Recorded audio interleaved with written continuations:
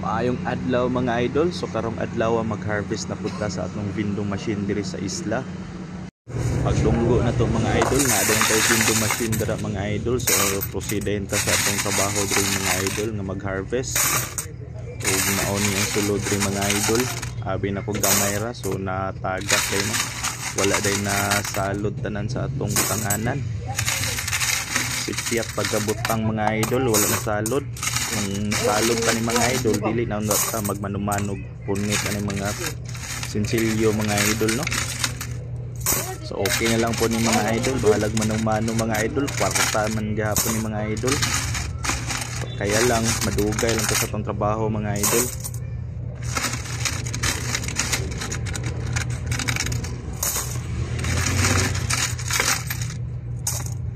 So mauna ni tanan natong habwa mga idol. O pagkahuman dahil habwa mga idol, ato na lang po dahil ning hinluan kay lisod man po ning sige tag harvest mga idol niya. Abog na dahil itong vending machine no. So mao po na isa sa mga kagub-an sa tong vending machine kanang abog na kay mga idol.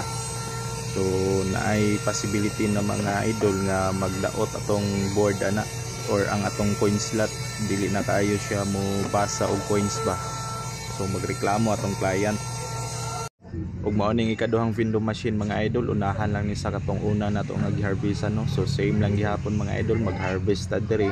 At the same time hinluan nato na itong vending machine mga idol para iwas loko mga idol ba sa atong vending machine.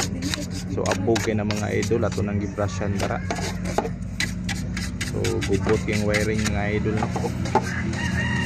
Puhon ato ra ni nga yuson diri mga idol. Ug mao pa day ni tanan atong na-harvest diri mga idol. Ug pagkahuman dito mga idol, proceed na punta sa atong ikatulong vending machine mga idol. So mao ni ang sulod diri mga idol oh. So okay na po ni mga idol kaysa wala mga idol.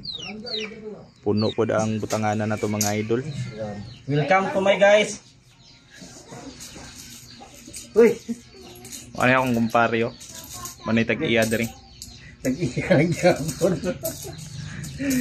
Yeah, ba. Atong hangin na pre. Atong hangin ba aman. Uy, ato electric fan man sige. So dali ra mi na human og kuan diri mga idol. Counts mga coins kay daghan nagtabang. Ug mao ning vending machine sa silingan lang sa bag-o lang nato giharbisan pud mga idol, duo lang ni. So untag nagdaghan ning sulod mga idol. Uy, goods food mga idol, daghan-daghan pud ni. Second batch na ni sa habwa na to mga idol. Kaya napuno man tong ice cream una.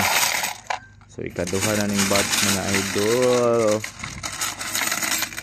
Perteng ayusa unta mga idol no kung inganit tanan atong vending machine. Kaso dili man jud mahitabo na mga idol, na joy hinay usahay mga idol.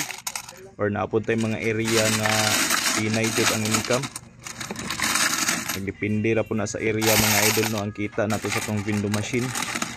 So ang uban mga idol, kung ay time kato mga hinay ato po nang ipangbalhin mga idol kay sayang gud ang atong internet, sayang gud atong window nga kamay rag sulod. So mao nang atong ipangbalhin po ng mga vending machine uban mga idol. So mao ni ang ikaduhang batch mga idol.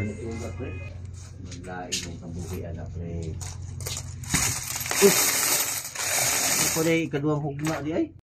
Ug diri mga idol medyo nangit-ngita na dito diri mga idol. So mao lang niyang sulod diri.